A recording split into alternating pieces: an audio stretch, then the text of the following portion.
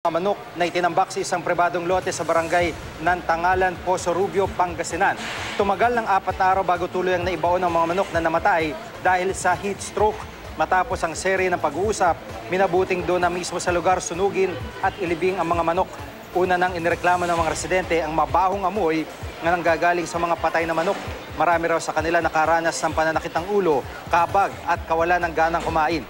Sinampahan naman ng reklamong illegal dumping ang mga driver at pahinante ng truck na nagtapon sa mga patay na manok sa lugar.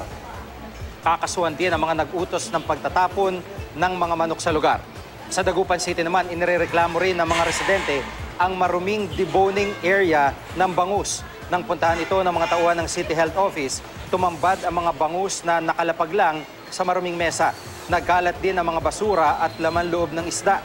Sa inspeksyon, napakarami na paglabag ang nakita ng City Health Office. Kabilang narito ang kawalan ng sanitary permit at health certificate. Pansamantalang ipinatigil ang operasyon sa deboning area. Pero binigyan naman nila ng pagkakataon ang mga operator nito na ayusin ang kanilang negosyo sa loob ng 1 linggo hanggang 10 araw.